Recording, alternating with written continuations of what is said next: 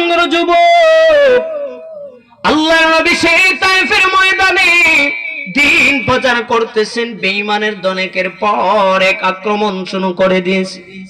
সাহাবায়ে কেরাম রাদিয়াল্লাহু তাআলা ডাক দিয়ে বলেন, পয়গম্বর, যে পরিমাণ আক্রমণ, নবী আসমান পর্যন্ত তরতরায় কাঁপতে শুরু করে দিয়েছে। আল্লাহর ফেরেশতারা আয়েশা ডাক দিয়ে বলে, পয়গম্বর, আপনি একটাবার শুধু আপনি আমাদেরকে আদেশ করেন, যেই বেঈমান আপনার নবীর উপর আক্রমণ চালাইছে, আমরা ওয়াদা দিলাম আপনার নবী হুকুম করতে দেরি হবে, এই সমস্ত বেঈমানদেরকে পাহাড় চাপা দিয়া ধ্বংস করতে দেরি হবে না। সুবহানাল্লাহ। কেমন রহমতের নবী, কেমন দয়ার নবী আমার। আল্লাহ নবী বলেন, না না না, ও সাহাবীরা, তোমরা হয়তো ফেরেশতারা চিনতে পারো নাই, তারা হয়তো আমি নবীকে চিনতে পারে নাই, কারণ আমি নবীর শান আর মান তো এমন নয়। আজ তারা আমি নবীর চিনতে পারে নাই, তারা আমি নবীর সাথে আজ হয়তো এরকম আক্রমণ শুরু করেছে। আমি নবীর অন্তরে সাক্ষী দেয়, হয়তো এমন একদিন আসতে পারে তাদের সন্তানেরা আমি নবীর কালেমা গ্রহণ করে দিন প্রচার করবে। সুবহানাল্লাহ। আমার পানে বাবারা, বন্ধুরা, যুবক, এই জন্য রব্বুল আলামিন বলেন, নবী আপনি বলে দিন, ফাত্তাবিউনি, তারা যেন আপনি নবীকে অনুসরণ করে, অনুকরণ করে। ইউহিব্বুকুমুল্লাহ, আমি আল্লাহ এদেরকে ভালোবাসবো। সুবহানাল্লাহ। আল্লাহ তাআলা বলেন, আমি এদেরকে ভালোবাসবো। আচ্ছা বলেন তো, আল্লাহ যদি মহব্বত করেন, ভালোবাসেন, এই দুনিয়ায় কোন বেঈমান আক্রমণ করার সুযোগ পাবে? হ্যাঁ? সন্তানকে যখন বাবা মহব্বত করেন, সন্তানকে যখন মা মহব্বত করেন, সেই মা এমন ওয়াদা দেয়, আমি দুনিয়ায় থাকতে আমার সন্তানের উপর একটা আক্রমণ করার সুযোগ কেউ পাবে না। বাবা যখন সন্তানটাকে বেশি মহব্বত করে, তখন বাবা বলে, আমার এই দুনিয়ায় জীবিত থাকা অবস্থায় আমার সন্তানের উপর কেউ আক্রমণ করার সাহস পাবে না। আল্লাহ বলেন, ইউহিব্বুকুমুল্লাহ, আমি আল্লাহ যাদেরকে ভালোবাসবো, যাদেরকে মহব্বত করব, আমি আল্লাহ ওয়াদা দিয়েছি, আমি আল্লাহ এই দুনিয়ার জমিনে যখনই দেখব কোন বেঈমান আমার আশিক আমার বান্দার উপর আক্রমণ চালানোর চেষ্টা চালায়, আমি রব্বুল আলামিন সঙ্গে সঙ্গে এই বান্দাকে হেফাজত করব।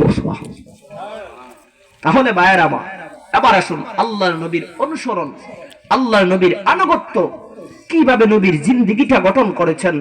আল্লাহর নবী তো বলেছেন, কুনতুম খায়রা উম্মাতিন উখরিজাত লিন-নাস তা'মুরুনা বিল মা'রুফ ওয়া তানহাউনা আনিল মুনকার। ও প্রকৃত উম্মত তো সেই উম্মত, যেই উম্মত নাকি কল্যাণের জন্য রব্বুল আলামিন এদেরকে প্রেরণ করেছেন। তা'মুরুনা বিল মা'রুফ ওয়া তানহাউনা আনিল মুনকার, যারা নাকি মানুষদেরকে সৎ কাজের আদেশ দিবে, অসৎ কাজ থেকে মানুষকে হেফাজত করবে। নবী বলেন, প্রকৃত উম্মত তো সেই উম্মত, যেই উম্মতটা নাকি আমি নবীর সুন্নতের পাবন্দি করে, যেই উম্মত নাকি আমি নবীর সুন্নত তরিকায় নিজের জীবনটাকে সাজায়। কিন্তু আজকাল বর্তমান সমাজে একদল আশিক রাসূল দাবি করে, কিন্তু যখন দাওয়াত ও তাবলীগ দ্বীন প্রচার করার জন্য রাস্তায় রাস্তায় মানুষদেরকে গাস্ত করে করে দ্বীনের দাওয়াত দেয়, তখন এদের সাথে সহযোগিতা না করে একদল মানুষ এদেরকে আরো গাট্টিসুর বলে অপবাদ দেয়। এই কি দেয় নাই? আচ্ছা বলেন তো, এই দ্বীন প্রচার আল্লাহর নবী করেন কি করেন নাই? তাহলে আল্লাহর নবীর সেই দাওয়াতি কাজ, আল্লাহর নবী তো বলেছেন, ইন্নাল উলামা আওরাসাতুল আম্বিয়া, আমি নবী যখন চলে যাব তখন আমার পর পর যারা দ্বীন প্রচার করবে, আমার উত্তরাধিকারী একদল উলামায়ে কেরাম থাকবে। আর সেই উলামায়ে কেরামকে যারা মহব্বত করবে, সে যেন শুধু সেই উলামায়ে কেরামকেই করে নাই, বরং আমি নবীকেই মহব্বত করেছে। একজন মানুষ যদি আলিমকে কদর করে, সে কারে মহব্বত করেছে? আল্লাহর নবীকে মহব্বত করে। আল্লাহ বলেন, যে নাকি আমার নবীকে মহব্বত করে, সে যেন আমি রব্বুল আলামিনকে মহব্বত করেছে। কিন্তু আজ যারা বলে আমি আশিক রাসূল, অথচ দ্বীন প্রচার করার জন্য দাওয়াত ও তাবলীগের সেই দাওয়াতটাকে পছন্দ করে না, বুঝে থাকলে বলুন তো, তারা প্রকৃত উম্মত নাকি ধোঁকাবাজ? যারা বলেন ধোঁকাবাজ, সেই সমস্ত ধোঁকাবাজ থেকে আল্লাহ যেন মরণ পর্যন্ত আমাদেরকে হেফাজত করেন, সকলে বলে আমিন। আল্লাহ বলেন ওয়ায়াগফির লাকুম যুনুবাকুম, আমি আল্লাহ এদের গুনাহগুলোকে, অপরাধগুলোকে মাফ করে দিব। যারা নবীর অনুসরণ করবে, আনুগত্য স্বীকার করবে, এদের গুনাহ আল্লাহ কি করবেন? মাফ করে দিবেন।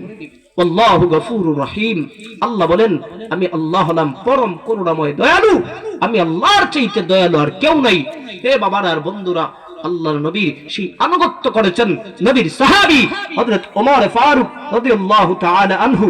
ওমর রাদিয়াল্লাহু তাআলা আনহু নবীর এই 63 বছর জিন্দেগীর মধ্যে যতটুকু নবীর সাহাবায়ে কেরাম ছিল, প্রত্যেকেই নবীর মহব্বতে নিজের জীবনটাকে কুরবান করেছেন। কোনদিন নিজের জীবনের মহব্বতে নবীর সুন্নতকে কুরবান করে নাই। আজ আশিক রাসূলের অভাব নাই, অথচ যদি বলেন দাড়ি রাখো, ওই বুড়া বেটা লাগে, কয় কি কয় না? যদি বলেন সুন্নতি জামা পাঞ্জাবি পরো, কয় দেখতে যেমন কেমন কেমন লাগে। যদি বলেন তুমি নবীর সুন্নত তরিকা মতো জিন্দেগি গঠন করো, কয় এখন তো বয়স একটু যুবক যুবক লাগে, আরেকটু দিন যাক, আরেকটু বয়স্ক হই, তারপরে দাড়ি রাখবো, তারপরে লম্বা জামা পরবো। এ ভাই বলেন তো, আপনি আমার হায়াতের গ্যারান্টি আছে?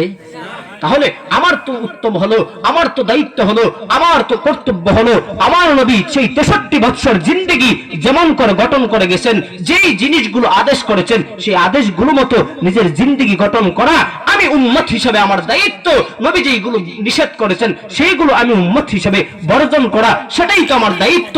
এখন যদি দেখা যায় নবীর সুন্নতের ধারধারি নেই, এখন যদি দেখা যায় নবী বলেন সুন্নতি টুপি পর, টুপির ধারধারি নেই, নবী বলেন সুন্নতি জামা পর, সেই জামার ধারধারি নেই, সে যদি আশিক রাসূল দাবি করে, আমাদের তো অন্তর সাক্ষী দেয় সে আশিক রাসূল হয় না, সে ধোঁকাবাজ। আল্লাহু আকবার। بالإسلام بالإسلام জিন্দাবাদ জিন্দাবাদ। نعرة تكبير আল্লাহু আকবার। بالإسلام بالإسلام জিন্দাবাদ জিন্দাবাদ। ভাইরা আমার, আল্লাহ তাআলা বলেন নবী আপনি বলে দিন, ইন কুনতুম তুহিব্বুনাল্লাহ ফাত্তাবিউনি ইউহিব্বুকুমুল্লাহ ويغفر لكم ذنوبكم والله غفور رحيم। নবী আপনি বলে দিন, যে বান্দার বান্দি আপনার আনুগত্য করবে, আপনার অনুসরণ করবে, ইউহিব্বুকুমুল্লাহ, আমি আল্লাহ ভালোবাসবো। যেমন করে ভালোবেসেছি উমরকে, যেমন করে ভালোবেসেছি উসমান রাদিয়াল্লাহু তাআলা আনহুকে, যেমন করে ভালোবেসেছি আবু বকর, যেমন করে ভালোবেসেছি আমি আল্লাহ সেই বিলাল হাবশী রাদিয়াল্লাহু তাআলা আনহুকে। ও সাদতপুরের মুসলমান যুবক, সেই বিলাল হাবশী কেমন ছিলেন? যার চেহারার ভাব ভঙ্গি আকৃতি তেমন সুন্দর ছিল না। আল্লাহর নবী বলেন উমাইয়া বিন খালফ যখন তার কৃতদাস গোলামকে ইসলাম ধর্ম গ্রহণ করার জন্য বন্দী করে আক্রমণ করতে শুরু করেছে, আবু বকর রাদিয়াল্লাহু তাআলা আনহু বলেন উমাইয়া, ও উমাইয়া, আমার ভাই বিলাল, তারে আর কষ্ট দিও না, এই বিলালকে আর কষ্ট দিও না। উমাইয়া প্রয়োজনে আমি আবু বকর তোমার কাছে বিলালকে অর্থের বিনিময়ে ক্রয় করে নিব, আজাদ করে দিব। সুবহানাল্লাহ। আবার পারে বাবারা, বন্ধুরা, যুবক, আল্লাহ নবী বলেন আবু বকর আমার সাহাবী বিলাল সাধারণ কোন সাহাবী নয়, সেই বিলাল এত দামি, এত সম্মানিত, মর্তবাওয়ালা। আমি নবী যখন মেরাজের মধ্যে যাই, মেরাজ শরীফে থাকা অবস্থায় আমি নবী সেই বিলালের হাঁটার পায়ের তালু জান্নাতের মধ্যে শুনেছি। কিভাবে অনুসরণ করলেন নবীর সাহাবী বিলাল, কিভাবে অনুসরণ করেছিলেন সেই মদিনার মুসলমান। আজ নবীর আনুগত্য তারা স্বীকার করার জন্য দুনিয়ায় সম্মানী আখিরাতে সম্মানী হয় কি হয় নাই? ও সাধকপুরের মুসলমান, দুনিয়া আশিক রাসূল দাবি করলে হবে না। মুসলমান তো এমন এক জাতি হওয়া লাগবে যার কথা এবং কাজে মিল থাকতে হবে, ঠিক কিনা? আমার পানে বাবারা, বন্ধুরা, যেমন করে মদিনায় দাম বেড়ে গেল, যেমন করে নবীর সাহাবায়ে কেরামের ইজ্জত আর সম্মান আল্লাহ বাড়ায় দিলেন। সাধারণ কোন সম্মান নয়, যাদের নাম কিয়ামত পর্যন্ত থাকবে, যাদের ইজ্জত মৃত্যু হইতে দেরি হয়েছে, আল্লাহর তৈরি জান্নাত দিতে দেরি হয় নাই। সুবহানাল্লাহ। আমার পানে বাবারা, বন্ধুরা, জান্নাত পেয়ে গেছেন, তারপরে তাদের জীবনের মধ্যে কেমন করুণ কান্না। তারা তো জান্নাতের সার্টিফিকেট প্রাপ্ত, তারপর কান্না করেছেন, হায় হায়, যদি রব্বুল আলামিন আমার ইবাদত গুলো কবুল না করেন, তাহলে এই কবরে আমার কেমন হালত হবে, হাসরে আমার কেমন হালত হবে, মিজানের মধ্যে আমার কেমন হালত হবে। ও সাধকপুরের মুসলমান, এই দুনিয়ার জমিনে আশিক দাবি করলা, অথচ নবী যেভাবে জীবনটা পরিচালনা করে গেলেন, তুমি আমি উম্মত দাবি করি, অথচ আপনা আমার মধ্যে নবীর সুন্নতের অভাব পড়ে যায়। এ বাবারা, বন্ধুরা, আমার নবী কত কষ্ট করে গেলেন। যেই নবী বাবা দেখেন নাই, যেই নবী মা কেউ 6 বছর বয়সে হারিয়ে ফেললেন, মা আমেনার দিকে মা নবী তাকাইয়া